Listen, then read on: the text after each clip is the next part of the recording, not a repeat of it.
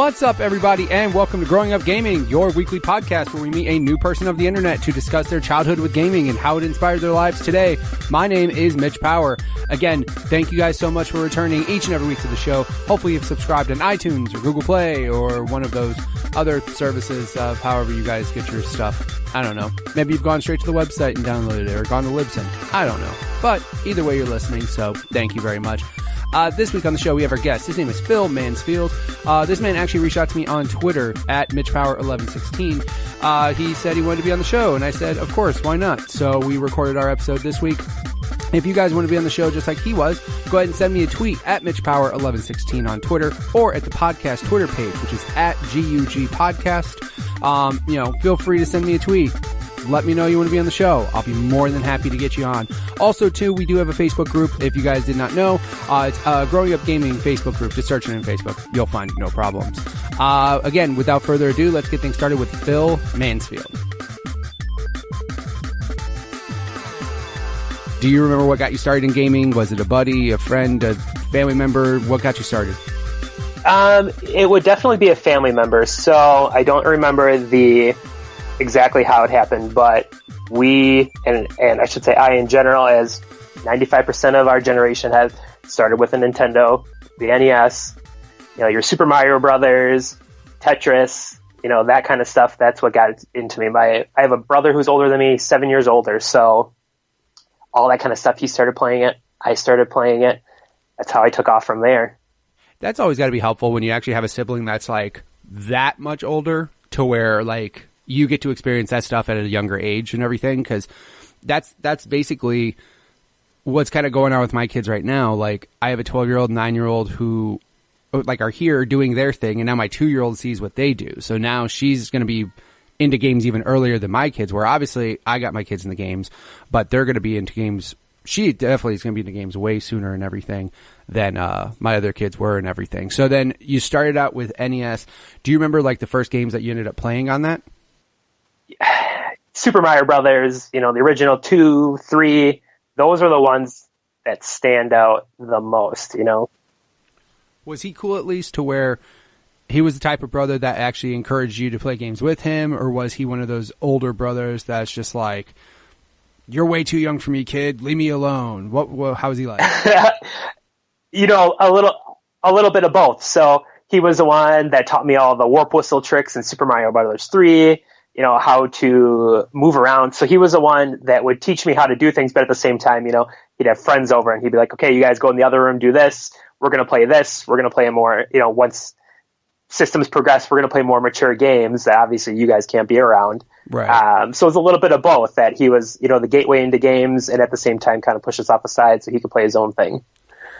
Well, at least that's, he was cool at least to at least let you play. Cause like, again, I know people that were like, get away from me, little brother. I'm older. I don't have time for you. You're a baby. Get out of here. But then you get those brothers that are cool. Like, you get those, like, and that's, again, I'm happy that my 12-year-old son enjoys my 2-year-old daughter. Like, he actually will spend time with her, and like he enjoys playing with her and hanging out with her. So I'm at least happy for that, because I can tell you, I was 2 years older than my sister, and for a while there, we didn't play with each other at all. We were just like, no, I don't like you. Get away from me, whatever. And then as soon as my other sister was born, like I think it was 4 or 5 years after, we for some reason became almost like closer, because we were like, oh, there's the new kid. Like, right? there's that new sister. We're older than her. We're into cooler stuff. She's not. So then she got shunned out for a while.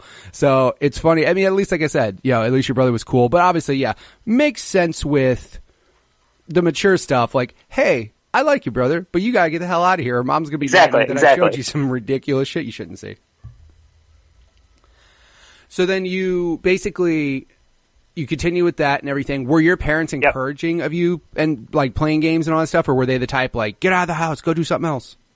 A little bit of both. So funny story is, my parents were into gaming for just a very short time. So when they got married, they used their wedding money to buy an Atari. So that's all they used, with their wedding gift money. They got an Atari. They started playing that, played a little bit of Nintendo, then dropped off. And with having 4 kids, it was like you couldn't have, especially with the older systems, you couldn't have 4 kids play at once. So it was like everybody had to take a turn. Others were playing outside. Someone would get a turn with this system. Someone would get a turn with that. So it was, a little bit of both. They encouraged it and they understood my passion, especially as I got older, about games, and kind of just left me alone in regards to it. But definitely when I was little and a smaller child, it was, get outside, play.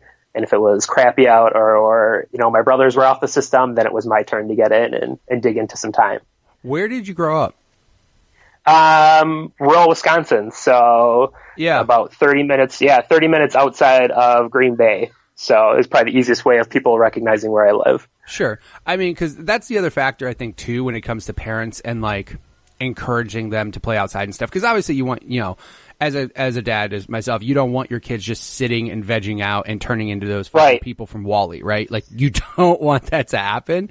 Exactly. But in a way, too, it gets to a certain point where elements outside, you don't want them going out in that shit either. Like, I grew up in Illinois, and of course. So the weather, yeah. Yeah, that's why. As soon as you said Wisconsin, I was like, yeah. I mean, the weather when it gets like, obviously during the summer, I would probably be like, you kids go outside and do something. Like, you can, whatever. Which for the most part, when I was a kid, like, it was a mix. Like, there was times where I was like, I don't want to play games, so I was just outside playing basketball or doing whatever. And then there was times where I was just so invested in gaming that I didn't want to do anything else besides play games. But then during the wintertime, sometimes when you're literally snowed in and you can't do shit, you're just like, your parents can't really say anything, like, go outside and have fun. Exactly. You basically just go, well, keep yourself occupied. Don't bother me. Like, just go do something for yourself. And that's where gaming was really nice. Here, I live in Arizona now. What's funny is it's the exact opposite, because during the winter, I'm like, get out. It's like 75 degrees. It's gorgeous. Please go outside and do something. And then in the summer, when it's like 110 at 10 in the morning, I'm like, okay, please don't go outside. It's really hot. Like, just stay inside. Yeah, you guys, yeah, exactly. Yeah, I don't want my kids going out to the park. But dude, by the way, 110, 115 degrees on the playground park with like just plastic and metal. Like, dude, the parks are so empty during the summer because nobody wants to have their kid go out there and get second degree burns. It's insane. But, yeah, it's just funny because that's, I guess, just how things work. Unless you lived in California where it's awesome all year round, then you kind of didn't have any real excuse, Yeah. Unless it was like, there's an earthquake happening outside, please don't go out there. But also, too, that's like, that doesn't last all day. Like, that's not right, exactly. Keep you inside all day or anything. So then, I mean, at least like it said, too, your parents weren't discouraging, I should say, of playing games. Like, not at all. Understood it, but they were also telling you, yeah, just go outside and please get some activity. Exactly. That's cool. And then, so you progress. So with your brother, when you had your brother getting, like, obviously he was influencing a lot of like the gaming purchases and stuff. Was it a situation where like, if he got a new system, you would get the old one and that was kind of yours then, like, separately? Or did you guys just do the thing where you sold the old stuff to get the new stuff? So a lot of our gaming consoles came at Christmas time. So I can remember probably 95% of them, we got them at Christmas. So it was, we got rid of the old one. We just happened to get a new one at Christmas. So it wasn't one person got one person got the other. Like, we got the new system, got rid of the old one, and started digging in right away. So a lot of that revolved every Christmas when something new came out. We were slightly behind the times a little bit, but every Christmas we would get something new. So that's when a lot of our consoles landed in our household. Well, that's good. Because, I mean, again, like, as long as, I mean, the thing is, too, is like, I think back now, and yeah, I was definitely behind because, like I said, I didn't grow up with a ton of money or whatever. So, like, it was definitely a Christmas thing. I think I got a Genesis on my birthday, and that was like the only time I got a game console on my birthday because my birthday was in June. So it just happened to be like middle of the year. It like worked out perfect. Christmas, birthday. So that was always cool. But I think, yeah, I mean, I would take a guess and say a majority of people got their stuff during Christmas time, unless you were like, I don't know, an adult who actually like bought their own shit and could do whatever they want. But yeah, I think like, I would say a lot of people would end up getting their stuff during Christmas time just because, and I felt so bad for those poor bastards that had a birthday in December because then they got screwed. It's like, this is your birthday and Christmas. Yeah. My brother has his birthday 2 days after Christmas, and mine's in June. So it's like, he got everything at once, and I got mine kind of spread out, which was nice. So yeah, I kind of understand what it is. But yeah, he had it 2 days after Christmas. So it was like, boom, Christmas, birthday, you're done for the rest of the year. Poor sucker. Did your parents at least try to differentiate the two, or did he get a lot? Oh, yeah. Okay. Yeah, they definitely did. So it was like, he got his Christmas gifts, and then he had a separate birthday party 2 days later. He got his birthday gifts. Like, they definitely made sure to differentiate between the two, so that way it didn't feel like, oh, my birthday is Christmas. My wife is the same way. She has, her birthday is the 25th of November, so it's right around Thanksgiving every year. So it was like, I always make sure to differentiate birthday, Thanksgiving. So yeah. I mean, they made sure to do it for him. Yeah, absolutely. Because I mean, that's just kind of like, it's not your fault you were born 2 days after Christmas. Like, right? like, you know what I mean? That would suck. I mean, I know some people that they would say, like, all the time, like, I bet if I asked their parents, they would say, no, we tried to, differentiate it. But then also, of course, the kid feels slighted because you're like, sometimes you get that gift that's both, and then you're just like, oh, well. I mean, what's funny is that only happened to me, I think, one time. Like, major purchase. I think I convinced somebody to do a birthday Christmas together, which was odd because it was 6 months apart. But right. I still got something, but just not as much as I probably would have if I had just said, no, I want this and this. I think it was my PlayStation. Like, my grandma was pretty cool about getting that for me, but I also told her Christmas and birthday, and then she also made me pay for some of it as well. So she was like, I want you to earn this as well. So, which is a lesson that all parents should tell their kids. Like, exactly. hey, like, I don't have all this cool shit in my house because it was given to me. Like, I had to bust my ass and work for it, and you do too, kids. So, exactly. Yeah, I mean, that happens from time to time. So then, where did you go from Nintendo? Did you go Super Nintendo right away? No, so switched. So it was NES to Sega Genesis. So we had the Genesis. We got that for Christmas. So we got our own TV. Our grandma hooked us up with our own TV, a little cart that we could wheel it between my brother and I's room, and then my sister's room, and then the Genesis. So that came with Sonic 2 and Columns, if I'm not mistaken, were the two games that came along with it. Right. So we would play, my sister would play Columns, we would play Sonic. So that's the next level we took from the NES. We didn't get the Super Nintendo. I didn't touch those games until I got a Wii, and they were on the Virtual Console. Yeah, so I didn't touch the majority of that stuff till then. Yeah, you literally sound like you took the same route I did, because for whatever reason, don't know why, I didn't go. Obviously, everybody had Nintendo, but then I went to Genesis, and I'm sure it was Sega's awesome marketing of Sonic is fast, blast processing, blah blah blah. I don't know what it was, but I wanted a Genesis more than anything. And again, Sonic. Yeah, I didn't get it with the Sonic, or actually, so I got the Genesis when it came with Sonic 1, because I remember I had the old Genesis, the one that had the headphone jack and the volume knob separate. It was the very first model Genesis. I remember getting that, but that was right at the end of that model of it, because then afterwards they came out with the Genesis that everybody else had, cool, just power button on off, didn't have a headphone jack or any weird shit like that. It was just yeah, I had that older one though, but I remember mine coming with Sonic 1, and I remember on the cartridge how it said not for resale. And as a dumb kid, I'm like, I don't know what that means. Exactly. What does this mean? Because I mean, why would you want to sell this? Yeah. Right. Well, Mario and Duck Hunt came with it and didn't have that on there. So then you're sitting there going why does it say not for resale on the front of it? Which of course, tons of promo games would come with consoles in the future all said that. Which my favorite part is nobody gives a fuck about that sign. No one. They're just oh, you want to trade this in? Cool, let's go. No one gives a shit for not for resale on that thing. I don't know if they thought it would help people not trade it in or something or get rid of it, but yeah, I just remember that saying not for resale on that Sonic 1 cart. So then you continue down Sega's road. Do you remember any particular games, any co-op games that you and your brother played or anything? So Sunset Riders, definitely. That was a solid game that we used to play together all the time. And it was one of those games where it was you couldn't play with mom and dad around because you're two cowboys, shooting people. There's blood going everywhere. So that was one thing.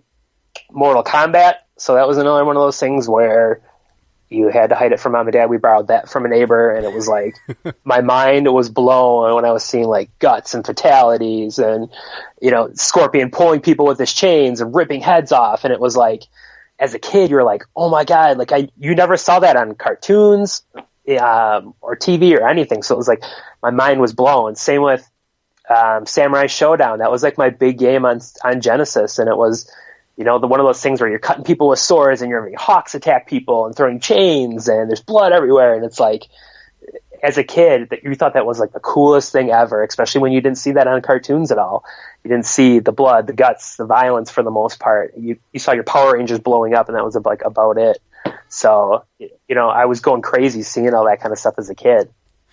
How strict were your parents? Were your parents those that were like super, I won't say religious, but just like very aware of what you were watching? So like you had to hide the stuff from them, or was it like, did they actually flat out tell you, I do not want you playing X, Y, or Z or whatever? They were kind of naive about the whole game things. They kind of fell off with what was going on. So it was like we could get away for the most part with playing that stuff. I mean, yeah, we still had to kind of hide it because we didn't know how they would react. But I remember one time specifically, my little brother and I, we were playing Samurai Showdown, and, you're cutting people with swords, and my mom came down and she's like, what is that? And we kept on telling her it was heat coming off the characters. Like, yeah, they're hot. They're and the funny thing is, in that game, they like progressively get the characters' skin colors get red and redder and redder and redder. So it was like you could kind of like play it off a little bit. Now, did she fall for it? Probably not, but she let us play it. But yeah, it was like, oh no, it's just heat coming off the characters. Like they're overexerting themselves, and we thought we were like the slyest kids getting away with it. And I'm sure my mom was like, these kids don't know what they're talking about. Like I could see right through it, but yeah, I mean, for the most part, they didn't care. Especially as we got older, as long as, it wasn't over the top, and games at that time, violence wasn't huge in those generations of games. So for the most part, they really didn't care at all. Same with, TVs and movie. They really didn't care a whole lot as long as it wasn't over the top at all. Yeah, that's the one thing that I think parents around that time, because I remember my mom, like, it was funny because there was all these PSAs for a while. Like when Power Rangers happened, it's like, don't do kung fu on your sister. Right. Yeah, exactly. It was like, don't whoop your sister's ass because the Power Rangers do it. And I remember at first my mom was she was very, she didn't care that I watched Power Rangers, but then she was kind of like in a way worried. She's like, you shouldn't do that to other people. And I'm like, yeah. And I also know, Mom, in real life that when you kick somebody in the chest, fireworks don't come off their chest. Right. Like, I'm fully aware of what's real and what's fake. Like I'm 100% aware of all this. And then, yeah, definitely with Mortal Kombat, she was very much against it. Like she didn't want me seeing all of it, but also too, like I always tell people, and like this is how I feel, as long as you parent your kid and tell them what's up, obviously there is a certain level where you're like, okay, I don't care how mature you are, like you probably shouldn't see this because this is next level shit. But like, as long as you make your kid fully aware of what's real, what's fake, what's good, what's bad, I don't get the problem. Like I really don't see as big of a problem. I remember my uncle would do things for me that my mom was just straight against. like I'd won a game and he's like, oh, you want that game? Yeah, let's go get it. And I'd be like, my mom would never let me get this game. He's like, oh, well, guess your mom's not around. So we did that. Like he got me a game or two that my mom wouldn't have approved of. And it's just, with that type of stuff, I understand where she was coming from, but also too, the other thing too is as soon as you go to a buddy's house whose parents don't give a shit, then you get to see basically whatever you want. Like that's what exactly. Happened like everybody had that friend that had parents that like just didn't care at all, and you could play whatever or do whatever, and it was like, I'm getting away with murder at these people's house. Oh yeah, like if my mom saw me play Mortal Kombat 2, and again though, the thing is in my head, I was playing it, but also too, my mom had done a good enough job to teach me that you shouldn't uppercut people until their head pops off. Like, right. She taught me these things. So I'm like, yes, I understand this is all fake. It's all just imagination or whatever. And that's kind of the same thing I did with my son. Like he wanted to start playing certain games at a certain age. So he wanted to play like Battlefield or Call of Duty or Halo or whatever. And I would constantly remind him, this is fake, right? Like I would just be like, this is not good. This is fake. You shouldn't do these things in real life, correct? And I'm sure he got annoyed as hell with me asking, but he's like, yes, Dad, I'm fully aware you shouldn't shoot people. I'm like, okay, cool. Thank you. As long as like I'm on that boat with you where you know that you shouldn't be doing the shit you're doing in the games. Cool. Certain games, I still like, he's 12 now, but there's certain games I'm like, dude, I just can't have you play this shit. Like Grand Theft Auto, I can't. Right. Like I can't. Like I get it. It's shooting, but there's so much more in the game then I'm just like, I can't have you do this shit yet. Gears of War is another one where you literally shoot people and they chunk off into pieces, and I'm just like, I'll give you a couple more years for that. Assassin's Creed is one where I got a little weirded out just because of like some of the executions you do are like right in a person's face. Like brutal, yeah. Like brutal. Like, I'm going to take this blade and stick it up from your neck up. I'm like, oh, damn. Yeah, we'll just hold that back. But I mean, for the most part now, at least he's cool. Like, he'll ask me because I, of course, thanks to parental locks, he can't get away with shit like we used to. But he'll ask me, hey, Dad, can I play that? And I have to think in my head real fast, like, yeah, you're good. At least I know the games because I feel bad for parents who don't know. Right. Like, parents who don't know just... Sure, Timmy, you can play Grand Theft Auto. What's wrong with that? And then they find out hookers are in the game. And like, and you mentioning that, it's like going back to like working the whole retail thing. Like, you saw that all the time with like parents not knowing, like, hey, what's this game about? Or hey, is this good for a kid to play? And it's like you had to be the one to tell them. So it's like now, you know, us and with our kids, we're more aware of what's going on, so we can better parent them with it. But like, man, back in the day, it was like you had to explain it to people, or people just didn't know, and you could get away with pretty much whatever you wanted playing. Yeah, and that's when the whole ESRB came from, like parents just being so naive on what games were or what content was in a game. That's the whole reason why the rating system showed up. Yeah. Because, yeah, go back and look at NES games and find the rating on those. They weren't there. They didn't show up until like Mortal Kombat, and that's when all of it got crazy. But also, too, there wasn't too many games that were like ultra violent like Mortal Kombat. No. You know, like it was just, there was those outliers. Like, and again, I guess it's the same way now. Like, yes, there are more mature rated games out there, but overall there's more games out there in general. Like, exactly. You know what I mean? Like, you're going to run into mature rated stuff. But back then, if you saw like an M rating on a game, you were like, what the fuck is in this thing? Like, but also too, it's funny because that worked the opposite for kids. Because then kids saw the mature rating and go, oh, I want to play that. What's in that? Like, it was just weird how that worked out. So then you had Genesis.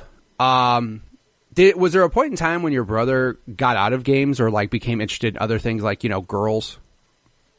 You know, honestly, I can't remember him getting out of it. Eventually it got to the point where he was so much older, he was off at college, and then it was like, I didn't know what he was playing, what he was doing. Sure, he would come home and be like, oh, check this out, or this is a cool game. But for the time being, I can't remember him not being into games. It was just, he left and I took over as, you know, the one who made all the decisions about games in our household. So I don't remember him dropping off of it, but I definitely remember him coming home at times and be like, oh, you guys got to check out this game, or oh, you got to check out this and or that. And so, yeah, I remember those instances, but not anything where he ever fell off of it at all.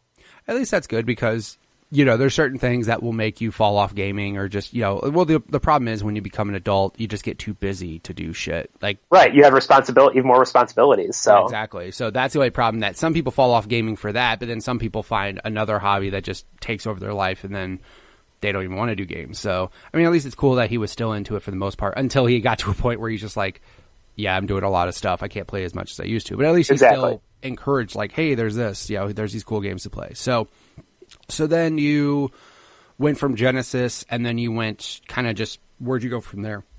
64 was the next one. So skipped PlayStation 1. We kind of bounced all around, and the 64 was the next one. Again, you know, another Christmas gift.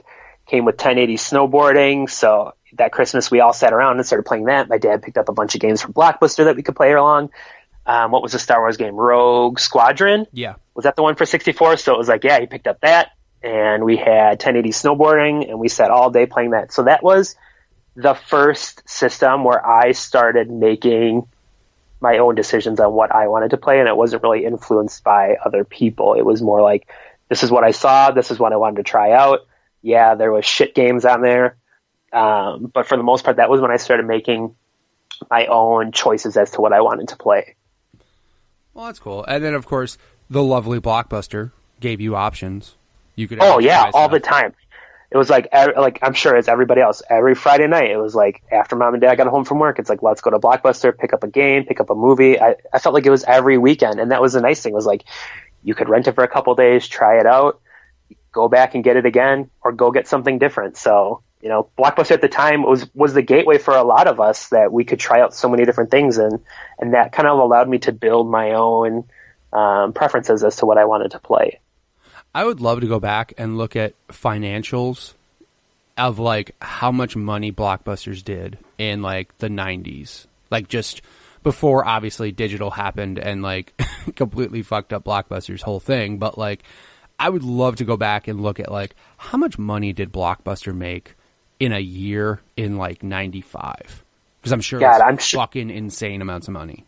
I mean, think about what it was like $5-6 for a couple of nights, and yeah, sure, 64 games were what, like 60, 70, $80. So it was like all they had to do was rent it out a couple of times, and they made the money. And then every time after that, and then of course there's obviously late fees, like you missed it, and it was like boom, you got another $5-6 as a late fee. So I'm sure they're making a killing at that time. Yeah, and I mean also too, I mean, because if you think about the business model of it's like buy a $60 game, rent it out for a couple nights for this much money, you make the cost of that game back in what, 3 or 4 rentals, 5 rentals maybe. Well, also too, 64 games were more expensive then, but still, like, the fact that you were just, and that game was yours forever, and you could just rent it over and over and over to other people, like, it's just crazy. And you look back at shit and you sit there and think like that Netflix or Blockbuster had the opportunity to buy Netflix and said no, which was probably the biggest mistake in business history. Like, you fucked up bad, dude. That was like, you were like, no, people don't want to stream or they want to do this. Not really, man. Like, it's just, there's always those weird decisions out there for business. But like, I remember, I can imagine at one point in time, Blockbuster probably thought they were unstoppable and were never going anywhere. And then the internet. For the most part, for the most part they were too. Cause like in our area, my area, it was like, you had Blockbuster, you didn't have anything else. You had one used game store, which just happened to be right across the street. And those were your two options. Yeah, you had a Toys R Us, you had to buy something, but that was all the way across town. And in the dead middle of winter, what is it? You're going to travel on the highway, or you're going to hop in your car 2 minutes away and rent a game. So it was like, especially in our area, you only had really like one option if you wanted to try something out. So did you ever have any mom and pop ones that were closer to you? Because I remember when I was a kid, we didn't go to Blockbuster mostly. There was a grocery store that we went to that had rentals and everything there. So I remember going there, and then there was this like smaller mom and pop shop, but that was more like Nintendo days before, Genesis and like PlayStation and all that, where we used to go there a lot. But I knew of Blockbuster, but I personally never went to Blockbusters until all those other video stores actually shut down, all the smaller mom and pop shops. No, so we really didn't have a smaller one. We had a grocery store at the beginning that did like NES games, but that kind of fell off.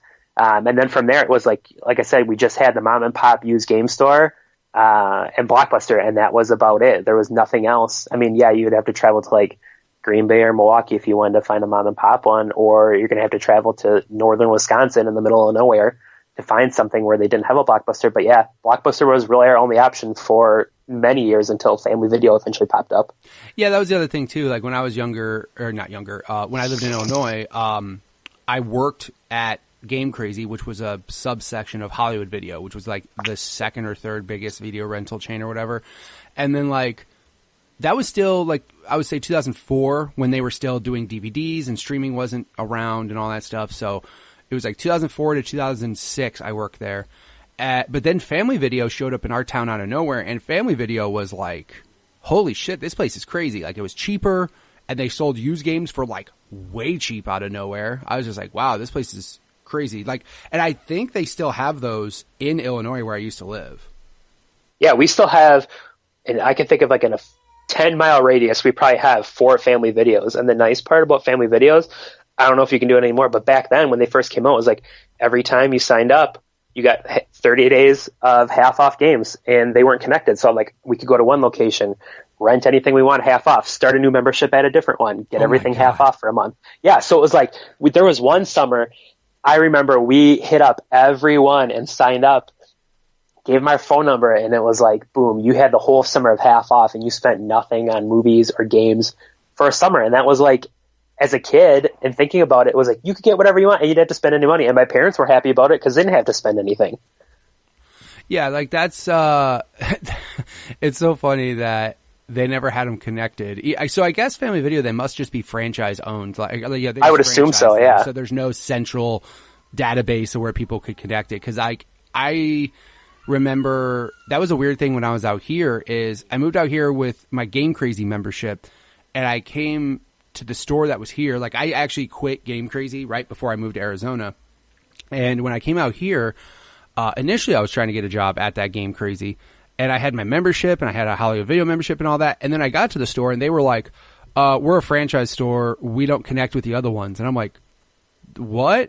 Like, what are you talking about right now? Because all the Hollywood Videos were all together. Like, you could go and take your membership, do all that stuff anywhere you want. Same thing with Game Crazy. Your MVP card with discounts on used games and trade it, all that shit, all went to every store except for 2 stores in Arizona, apparently. Like, I'm not kidding. Every other store was connected except for, like, 2 random-ass stores in Arizona, one of them being the one I lived closest to.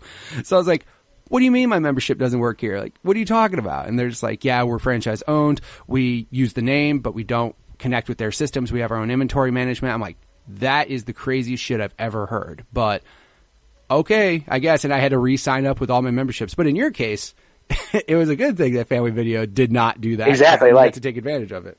Exactly. And we would just rent like the craziest movies and games. And it was like a perfect summer. Like as a kid, you couldn't imagine anything getting any better than that. Right. So, yeah, I mean, like, especially with the games. And then, of course, Blockbuster got to the point where right before they were dying, I wouldn't say right before they were dying, but they did the Game Pass thing where it was like X amount per month, unlimited swap ins and swap outs.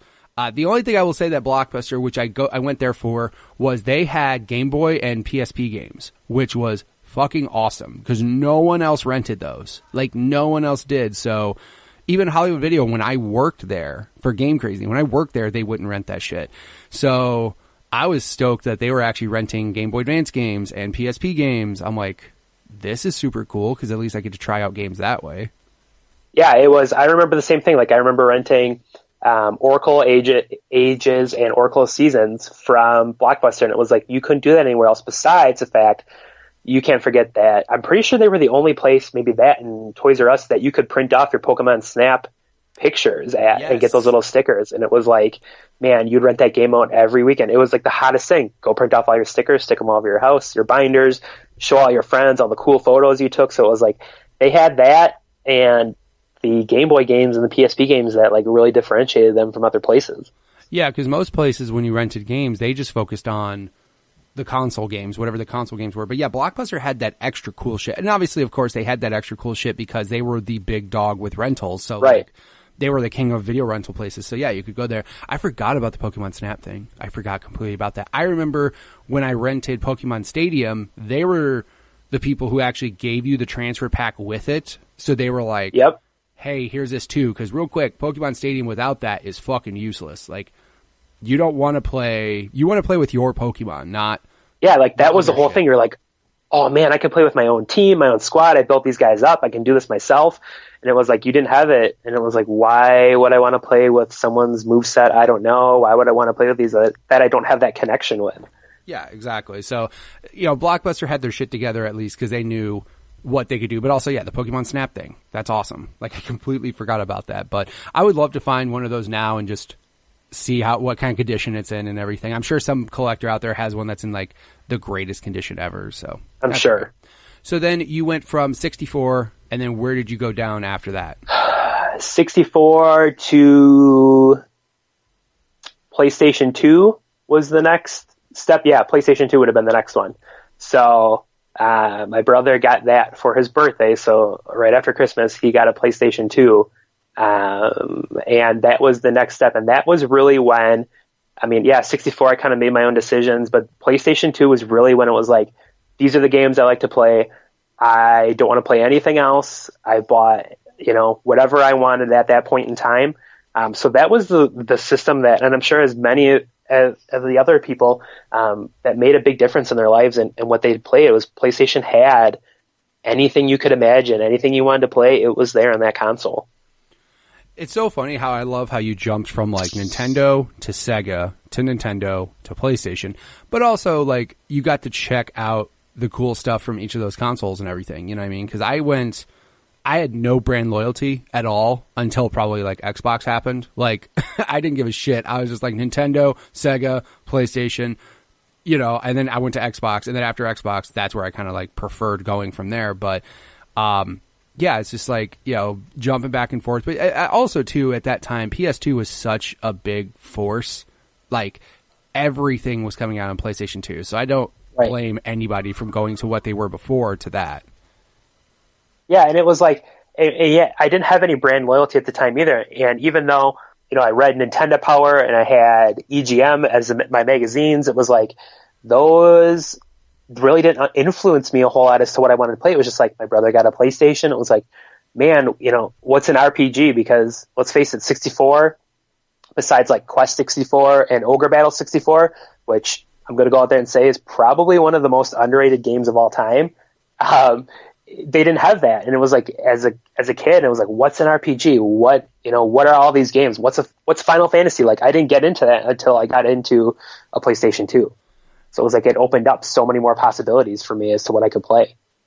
Yeah, I was the same route with like when I went to Genesis, and like I didn't have a Super myself. I never had a Super Nintendo, and so many people were talking about, you know, Chrono Trigger and Secret of Mana and Mario RPG and all these games, and I just straight never knew about them. Like, I'm not saying I didn't care for them. I just straight did not know about their existence. And then exactly, I didn't know really an RPG. Like when I started playing Pokemon, I again, people will say it, Pokemon is like my first turn-based RPG. Like everybody, like a lot of people, that's where they got introduced to it. But then, like when I got my PlayStation 1, that's where I didn't like fall in love with them, but when Final Fantasy VII happened and I saw that, and the, you know, graphics looked ridiculous at the time, and you know, I was just like, okay, this is where it started happening. But yeah, you're right. Like if you got a 64, your RPG selection was not very big. Nothing. Yeah, you had like 3 or 4, like okay, maybe 5 or 6 RPGs, but that's all you really had on there. So it was like I got a PlayStation 2, and it was like boom, Final Fantasy X. Kingdom Hearts, and it's like, you know, that's what really, and from there on out, RPGs have always been my staple. Like that's always been my go-to game. So it was like I got into that, and then it's like I could then go and with the backwards compatibility, it's like, you know, Final Fantasy 7, 8, 9, like I could go back and play all those other things because PlayStation opened up that possibility and those franchises for me. Did you end up going back and doing games that you missed on the first PlayStation? Yeah, absolutely. So it was like I played Final Fantasy X. That was my first Final Fantasy. Then it was like I went back and played 7, 8, 9, Final Fantasy Tactics. So I went back and played all that stuff I had missed that I had read about, you know, in reading EGM. Is like I could go back and see like, hey, I want to play, you know, Resident Evil 1 and 2. Like I could go back and do all that because the PlayStation. So yeah, I hit up all those old franchises that I had missed by not having a PlayStation 1. And that was a new thing at the time of like backward compatibility, like playing all your old shit. And that's always, I love the fact that when backward compatibility happens, but you did not have the system before it. Like that's so fucking awesome because now you have such a bigger library of games that you missed. Like a lot of people who were PlayStation people for a while got an Xbox One. Now they're like, oh shit, I never played Gears of War. Oh shit, I never played Fable. And like now with backward compatibility, you can. And that's always the best, especially when you miss that previous generation. Because now you're just like, oh wow, I could just go back and play. I have so much shit to play that I never got a chance to play. So in a way it works well, but also too, as long as the games hold up. Because some games you go back and play, even after everybody says how amazing they are, then you go back and play them and you're like, yo, this is rough, but also you're comparing it to games now, which obviously they've refined tons of things with games, you know, not just like graphics, but I'm talking like control schemes and all that.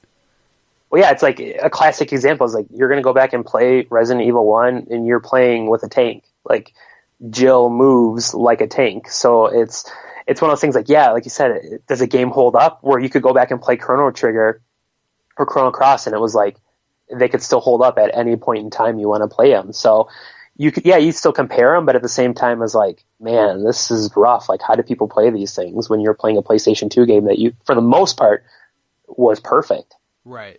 And then also too, like, so for me, like, yeah, it's more like the just control schemes and stuff.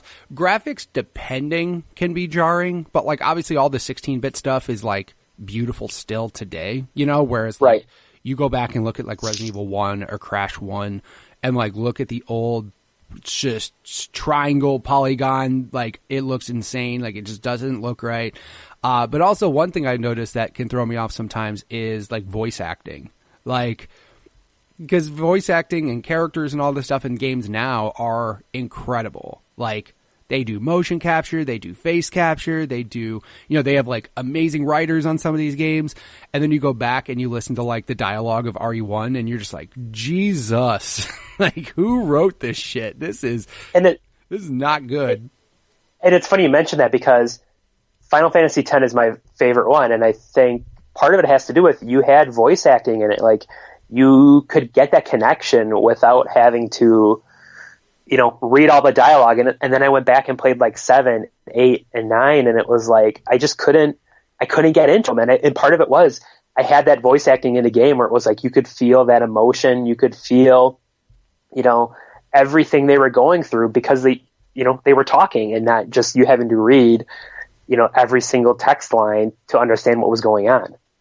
Yeah. It sucks now because now, in a way, it's good. It's amazing, right? Like, look at games like The Last of Us. If you had to read that shit, that wasn't going to happen. Like, that connection that you had was not going to be as strong. Like, I'm not saying that, like, just text can't be moving or cause emotion, but, like, when you go from stuff like that to going back to reading, again, I guess it just depends on how you interpret it because, you know, some people can read certain things and interpret it one way and another person interprets it exactly. Yeah. So that's the only problem with like now they're more focusing on like, here's how we, you know, you could hear the tone in our voice when we say these words. You can see the facial expressions, which are getting so fucking good.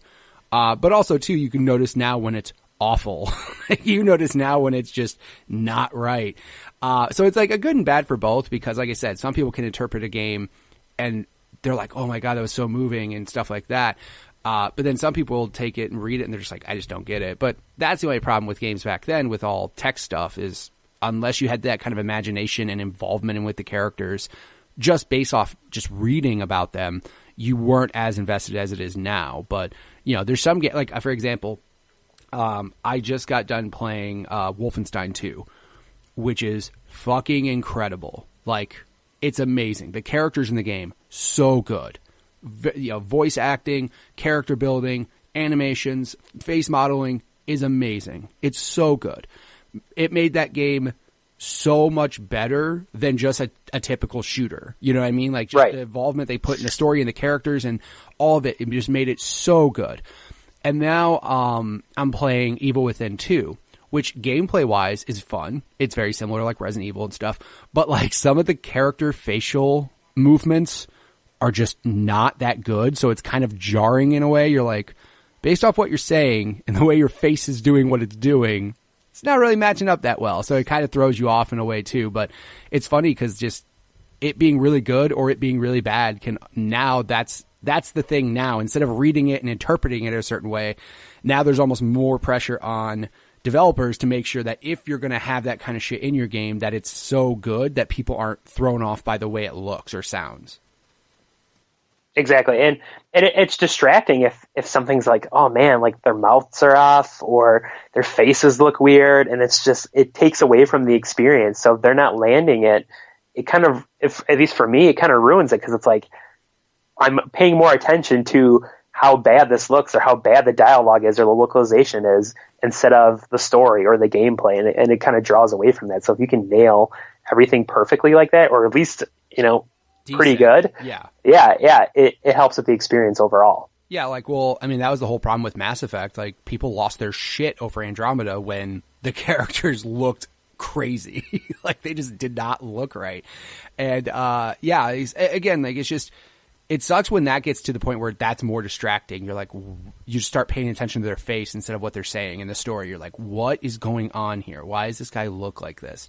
So, I mean, again, now just technology is getting better and better and better. And now they have to just pay attention to that stuff. I mean, the cool thing though, is that there are still text-based adventures out there where they have no dialogue. And now it's more just showing, like, look at games like Inside and Limbo where there's no dialogue. But just showing the visuals of the game are showing how emotionally invested you are in the characters and stuff. Like it's crazy because now that we have that technology to show how good things can look and how realistic they can get and just art styles, and it's just cool how they do that. So, I mean, again, they still had that before, right? Obviously, like some people have certain connections with games that had no voice at all and it was just all text, but at least now there's the option to do so. But when it's bad, it's definitely noticeable. Right. So then you went PlayStation 2, and then where did you go from there? GameCube. So again, just bouncing all over the place. Yeah. So, and the funny thing is, and I love to tell this story because my parents fucked me up so good with this Christmas. It was like, I wanted a GameCube so bad. I had worked at Best Buy. Like every week leading up to Christmas, like I made sure to look at their Reward Zone account to see if they bought me a GameCube, like to see if I was getting something. And it came to Christmas morning, and I was like, man, like I wasn't getting a GameCube, and there was one last gift, and my parents were like, oh, here, can you open this? This is for, the dog. We got him something nice. Can you open it for him? And I was like, yeah, sure, whatever. And I started opening it, and it was a fucking GameCube, and I like lost my shit.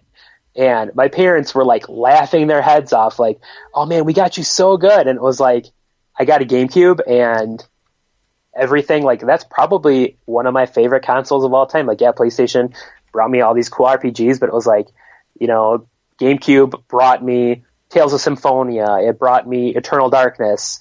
I'll go out there and say, yeah, I like Super Mario Sunshine. Like, it brought all these things. That game's fun. Yeah, like, it brought all these games where everybody kind of blew off the GameCube for the most part. Yeah, you had your Smash Brothers that everybody loved, but for the most part, like, no one really started to like the GameCube, and that was kind of when Nintendo took a dip a little bit until they reached the Wii.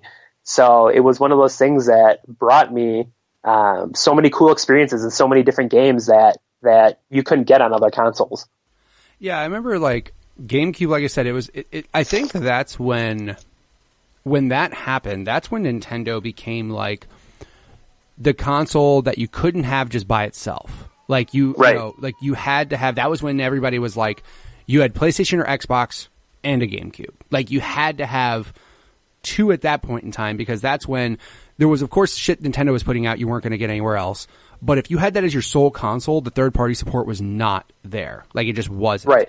And you could say it's all for different reasons. GameCube had tiny little discs that couldn't hold as much data. Wii just wasn't as powerful. Wii U wasn't as powerful. Like, you could, but like, that was, like, I think that point when people had Xbox, PlayStation, and then you had to have a GameCube for those Nintendo games. And, like, right. Also, too, Capcom was actually cool to the point where they were like, no, we're going to put exclusive shit on here that you can't get anywhere else at first, which, I mean, they were the first system to have Resident Evil 4, which is still, in my opinion, the best one. And the fact that it was on GameCube first, and for, I think, like a year, it was only on GameCube. Like, people were like, holy shit, they actually have, like, really good games on GameCube.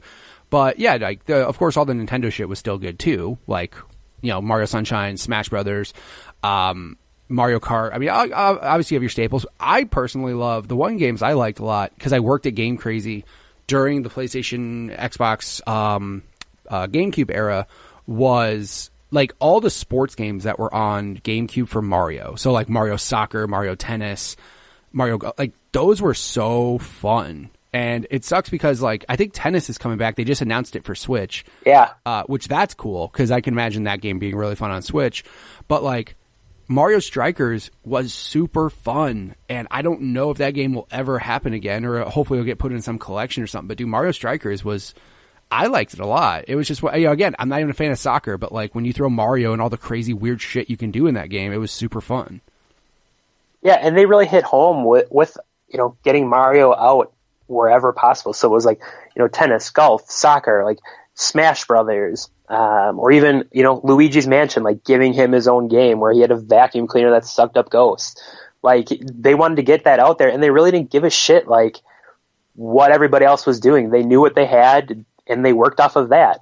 And I think that was kind of what drew me into the GameCube, was like, they really didn't care what everybody else did.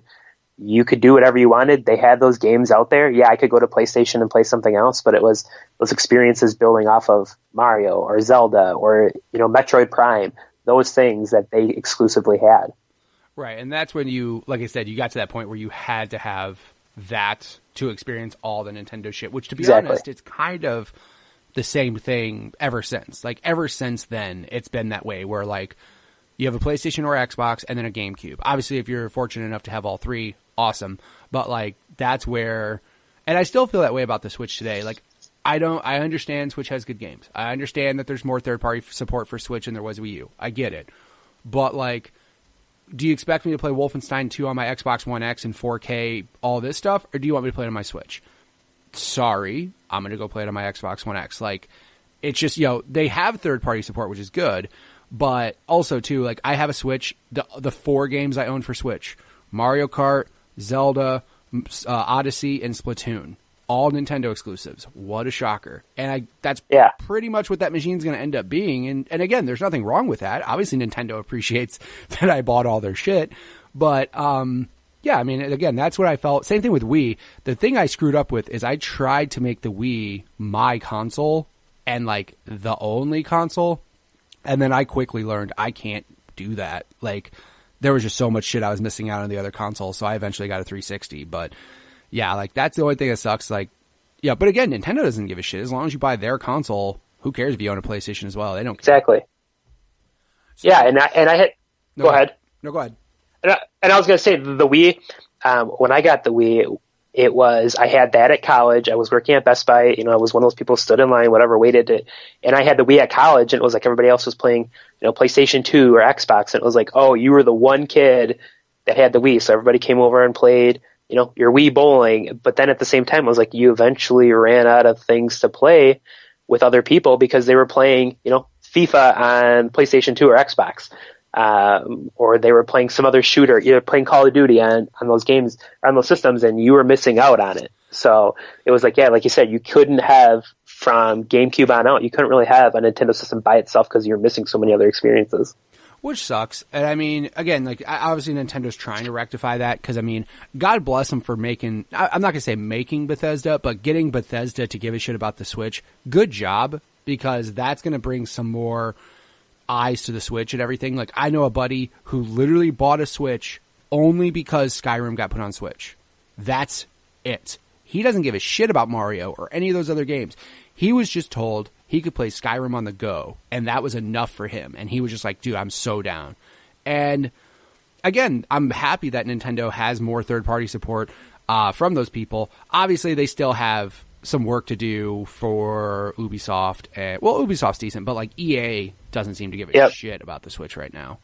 Like, which they should, because it's selling extraordinarily well. So hopefully this year EA will get their shit together and put some stuff on there. But I fear, I think Nintendo's going to do better this time around with third-party support. But also, too, they're running into the shit that used to happen with Wii U, where Wolfenstein came out in October for everything else besides Switch, and then the Switch version is going to come out like 5-6 months later, and you're like, is anybody going to give a shit about Wolfenstein at this point when it comes out 6 months later? You know what I mean? That's the only problem that they need to hopefully get fixed. And it's not just Wolfenstein, but like, obviously Doom came out later, but like WWE 2K was like a month later. You know what I mean? It's just that kind of shit. And let's not even mention the fact that WWE 2K18 on Switch is abysmal. Like, yeah, it's awful.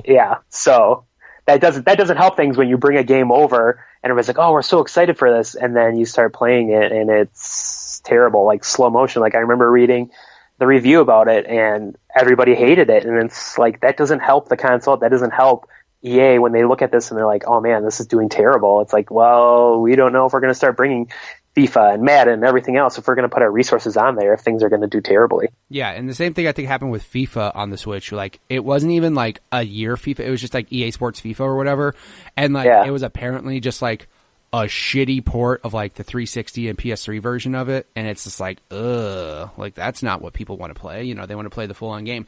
Give credit to Doom, because apparently, I haven't played it, but one of my buddies, his review to me, quote unquote, was, it doesn't suck, surprisingly. Like, that's good. That's a start.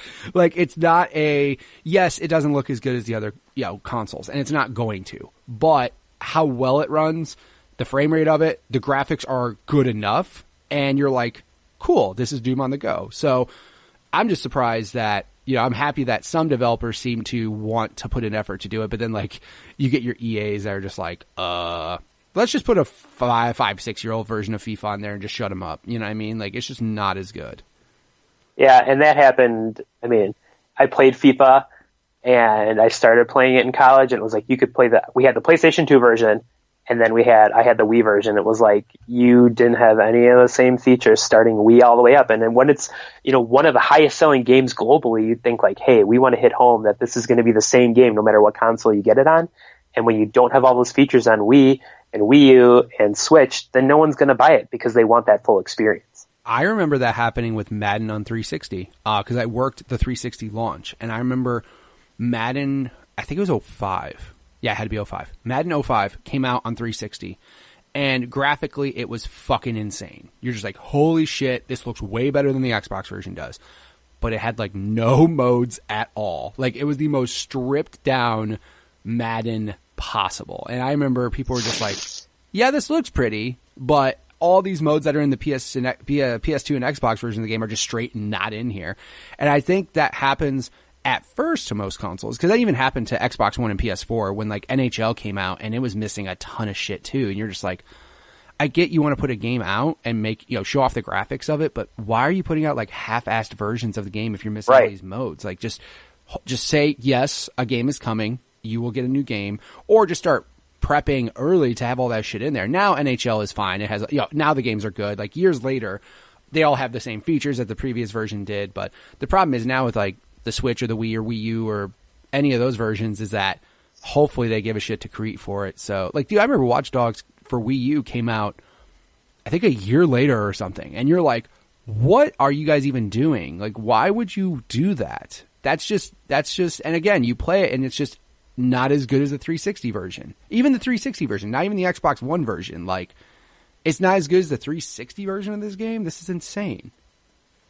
But yeah, it's unfortunate that we now associate those stripped down versions of game with Nintendo. Hopefully with the Switch they get over it. Like, I'm sure it's probably going to happen, but it's unfortunate that we associate Nintendo consoles with stripped down versions of other current gen console games. So it's an unfortunate thing, but I'm sure they're going to get over it. Not to mention though, as soon as we play things like Mario Odyssey, we shut our fucking mouths because we're like, oh my God, look at this game. Like, Nintendo has never fucked up their first party stuff. Like, they know how to do their first party stuff, and that's the reason why we own that along with something else. So it's always good for them.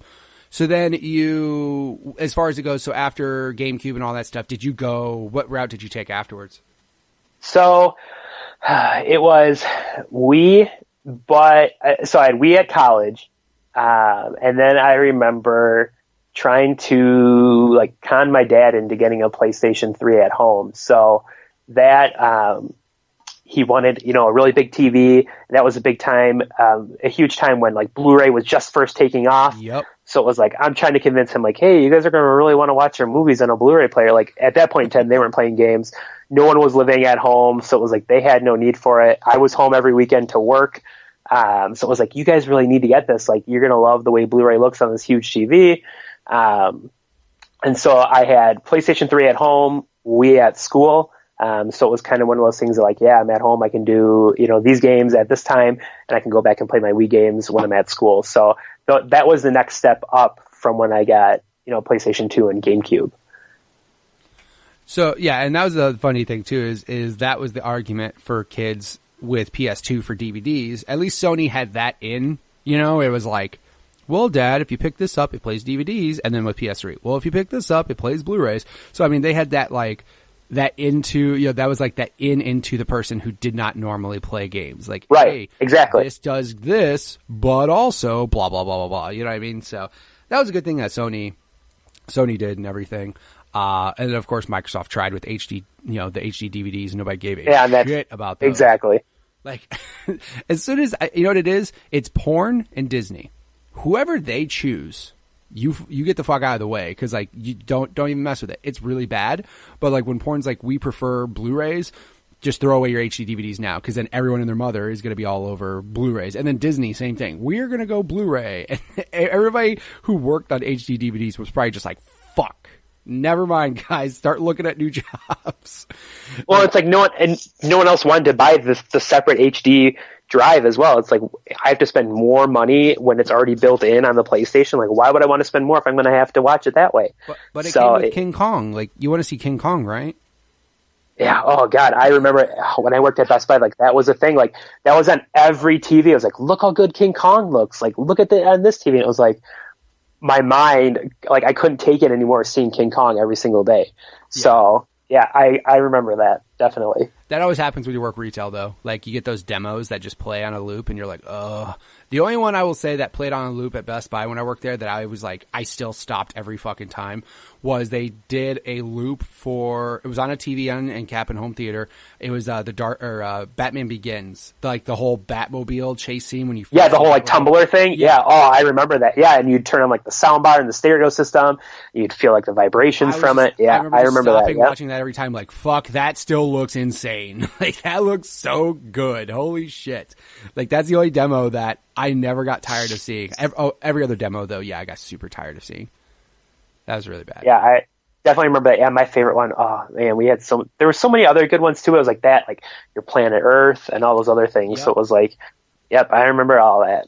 Yeah, Planet Earth was another one that was that one was awesome. So then obviously now, what are you playing now in today's, and what's how's gaming for you now? So now I have a PlayStation 4, so that's the only thing I have right now. What I'm playing, I mean, I have a 2-month-old and a 3-year-old, so it's like I maybe get, 3 or 4 hours of gaming a week, so it's, Overwatch that I can pick up right away and play. Like, I dropped off of Call of Duty after Infinite Warfare. I was tired of, like, jumping around and running around and flying in the air. It was like, Overwatch came out, and I was like, man, everybody's talking about this. Play it. I'm hooked on that now. I just got Persona 5 for Christmas. So I had been renting that for the longest time from GameFly. Picked up Persona 5, and, one of the great... I'll go out there and say it's probably one of the greatest games of all time. It's unfortunate, looking at Game Awards, they didn't really win a whole lot when it had, in my opinion, a perfect soundtrack, graphics, art style, dialogue, like storyline. Like, it's a complete package for me. So between those two, that's, what I'm doing right now in my free time, is playing that. And the nice thing about like Overwatch is I can throw it in training mode, and I can give my controller to my 3-year-old, and he can mess around. And that's kind of how I'm wanting to start him to get into gaming, is playing along with me. Or, we have the FIFA demo, and I can put it on 2-button mode, and he can play along with me. So it's one of those things that I have games that I can try to get my kids along to play with. Like, yeah, I don't want him watching Persona 5 when I'm trying to, like, no, like I'm trying to bang my teacher or the doctor. So it's like my wife is like, yeah, I remember there was one scene in particular, like, I'm sitting in the doctor's office in Persona 5, like, spoiler alert for anybody who hasn't played it, you can have sex with or it's implied that you're having sex with your doctor or the doctor there. But she's like, what are you trying to do? I'm like, I'm trying to sleep with the doctor. And she's like, what? And I was like, yeah, I can also sleep with my teacher too. And she's like, aren't you a high school student? And I was like, let's not even get into what else is going on in this game right now. Yes. Thank you, Japan, for your weird shit that you got going on right there. But yeah, it's like even the graphics on there, like when my kid sees it, he's like, oh, it's a cartoon. And he's obsessed with Morgana in the game because he sees the cat and then he sees like the cartoon character and he's like, oh, this is really cool. But yeah, it's like I try to get my son involved with things as much as possible now when he has the opportunity and he's, sees me playing something. It's like, hey, this is this game. This is what's going on. And here's how you try to move the controller around. Because as a kid, I didn't have that with my parents. So I wanted to build that bond and help him because video games have always been an important part of my life. And it's not the same for everybody. And if I can get him into it, and if he likes to start playing along, that's something that he can build for life. And it's one of those things that video games have helped me along the way, no matter what situation I've been in. And I want him to have something along those lines that he can fall back on as well. Yeah. And I mean, that's always, again, if you get somebody that's encouraging you, obviously they'll, you can only encourage so much, but also too, as long as you show him the cool stuff. Like, for example, my son plays video games. He loves video games. Of course, that's because of me. Because, like, he's had the opportunity to play whatever he's wanted. I'm fortunate enough to have the stuff I have now. So, like, he's, that's his thing. But, like, example, I also love skateboarding. And I've tried to get him on skateboard, and he's just like, nah, I have zero interest in this, which is fine. But, I mean, the good thing is if you can find something that you can connect with together, that will also help. Just, my son will not shut up about video games with me. Like, he'll just come and talk to me. He's like, Dad, this cool thing happened in Titanfall 2. And, he's just like all about it. And I'm so excited to see him being so passionate about it, especially something I like as well. And yeah, like, you want to try to encourage, because if you and your son can play games together, that'll be what he remembers for the rest of his life. You know what I mean? Those are those things. Word of advice, the Lego games. That's what actually got my kids started. I gave them Lego Star Wars, I think, at first, and I was like, play this. And they loved it. And then that kind of opened up the gateway to 4 years later, my son playing Monster Hunter on his 3DS and loving every second of it. He's like, Dad, this game is amazing. So, yeah, I mean, that's basically... the Lego games have always been encouraging just because they're not hard and kids can pique their interest because it's Lego. So, I mean, that's the one thing I've seen that has worked out well for getting some people in games and stuff like that. So, right. Whenever someone's looking for like a couch co-op game, and I'm like, everybody always passes over it. Lego Marvel Superheroes. Like, don't sleep on that game. My wife and I, 100% of that game. That's the only platinum I have. And it's one of those things that, like, don't sleep on those games because, you might think like, oh, it's a Lego game, it's a kid's game. Nah, like, especially these Marvel superheroes, it is a lot of fun to sit and play. Well, and it's funny because this ties back into what we were saying earlier. The earlier Lego games had no voice acting at all. It was just all like groans and moans, and you kind of got an idea of what the characters were going through. And then I think it was starting at Lego Marvel, they started having voice acting, and now the games have like gotten to that next level where they're even better than they were before. Like, my wife, she likes Diablo a lot. Like, we play a lot of Diablo. But then I got to a point where I'm like, I'd love to play games with you, but if I play Diablo anymore, I'm going to go fucking crazy. Like, we have to play something else. So then I introduced her to Lego games because they're not hard. And she likes Pirates of the Caribbean. I have Lego Pirates. I was like, let's play this. And then she played it and she saw how quirky and funny it was. And she's like, and that was before they did the voice acting. And she's like, oh, this is fun. And now we're playing Lego Marvel. And she's in love. And I'm like, it's funny because I bought a lot of the Lego games for my kids, but now I'm stoked that I have them for me and my wife to play. So, like, as soon as that's done, I have Lego Batman 3 with the season pass that I bought digitally for like $8 or something fucking stupid. I have Lego Avengers. I'm like, I have all these games now that people sleep on, but they're really fun to play. And again, it feeds that collectathon mode because you'll play through and you're like, shit, I can't 100% this level because I need this character in free play to do it. So then, it's just, again, me and my wife 100%ed Pirates, did everything with the Pirates of the Caribbean game, and now we're doing that with Marvel. So, yeah, people, go play those. They're fun. And all the new Lego, ever since Lego Marvel onward, they all have voice acting, which is hilarious. And it's good shit. So, everybody go pick those up. That's our recommendation from both of us. Agreed. Yeah, go and get them. Absolutely. They're super cheap too, so don't worry about the money thing. Yeah, exactly. Like, I don't get it. Digitally, I bought, like I said, Lego Batman 3, which I don't give a shit about Lego Batman or any. I'm just like, whatever, it's cheap. And a season pass, all of it, I think it was like $9. And I'm like, how could I say no to this? Like, and now I'm happy I bought it because now me and my wife have something else to play after. So, if people wanted to check you out on PS4 online or anything like that, where would they check you out at? Philinator 5. So I'm one of those people that set it up all the way back on PlayStation 3 and regret it now. But yeah, like, please let me change it for the love of God. So yeah, PHILANATOR and the number 5. So you can find me on there. Overwatch, come hit me up. I am not toxic, so you don't have to worry about that. So yeah, that's my biggest thing is, hit me up on Overwatch. I'm always looking for someone to play with or a squad to play with. So that's where you can find me. And of course, I'll have in the show notes everything of what we, his name and all that stuff. So if you want to check him out, I'll have a link to his name. Dude, thank you so much for being on the show. I really appreciate you coming on and sharing all your stories. Yes, I definitely appreciate it. Everybody, come help him out. Come on the show. It's a lot of fun. You won't regret talking about your gaming history. Thanks, man. I appreciate it. No problem. All right. And again, thank you, Phil, for being on the show.